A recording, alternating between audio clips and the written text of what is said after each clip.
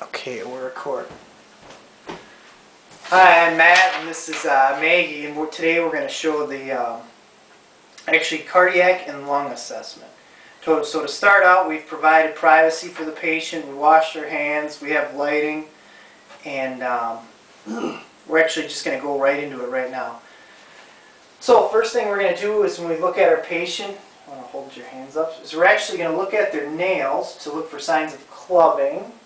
And so we do that by looking at the profile sign. And then we're actually going to look at the skin color and cap refill to make sure it's less than 3 seconds on the hands. And that looks good. And the color looks good. And we actually check skin turgor. And that looks good. Skin goes right back to its original place. And look for signs of lesions or any cuts or anything on the skin. And so that looks good. You can put your hands down. Next thing we're going to do is we're actually going to inspect the patient's chest and lung area or chest field. So if you could just turn around, ma'am, and then we'll actually just take a look at your back. Alright. That's good there. Can you sit up for just 1 sec, Juan? There we go. Now sit down. Okay, so now first thing we do is just look at patient's back just to make sure it's symmetrical and everything looks equal and symmetrical. So if you could just go ahead and take a couple deep breaths. Good, and one more.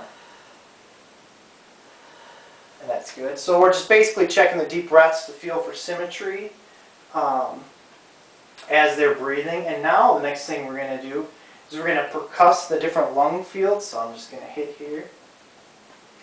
And I'm actually just listening for different sounds. And I'm comparing the sides bilaterally.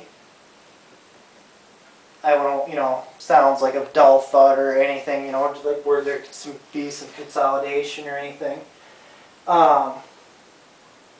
And now the next thing I'm going to actually do is listen to lung sounds. You want me to turn on? No, you can actually stay. This is perfect. So, take a deep breath. One more. Okay, and that's good. And now what I would do is continue down bilateral lung fields going on each side to side. And then I would do the last one on the right lower lobe. Okay. And, Want me to turn around? yep, so now you can turn around again. Alright, and now we're actually going to assess the cardiac, or we're going to listen for heart tones. So we're going to listen to 5 areas. We're going to listen to the aortic, pulmonic, herbs, tricuspid, and mitral valve. And so I'm actually just going to, and if I had a stethoscope where I could repeat with both sides, I would. So so this one you can just sit here. So I'm just listening first to the aortic, and now the pulmonic, and now more in the middle of the herbs, and the tricuspid, and now the mitral. Say something loud sounding, right? So I would be listening to the heart tones, and now the next thing I'm going to do is palpate the carotid arteries. And so I do this one at a time, and I just feel for a pulse. And now I'll do the right side. Great, and now I'm going to actually listen with my stethoscope, and I'll be listening for a bruit on each side.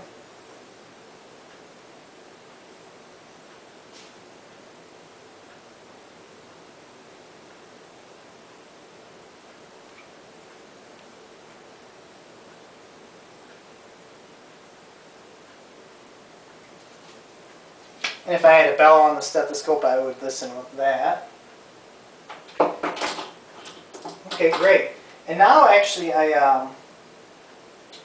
after accessolating and palpating the carotid arteries, what we would do next with the patient is we would lay them down, and we would actually listen to the same heart tones, the aortic, pulmonic, herbs, mitral, and tricuspid valves. And then as they're laying down, we'd inspect the neck just to look for any distension on the veins. Now the next thing we're going to do is inspect the lower extremities, and we're actually going to look for different, if they did have hair, we look for different hair distribution and color of the legs, and just to inspect the circulation. So now what I'm going to do is look for the popliteal, the popliteal pulses, which are behind the knee. And I feel for those pulses, and notice I feel both sides because I want to make sure they feel equal. And now we check the pedal pulses on the feet and make sure they're equal. Now we check the posterior tibialis, which are like right inside the ankle.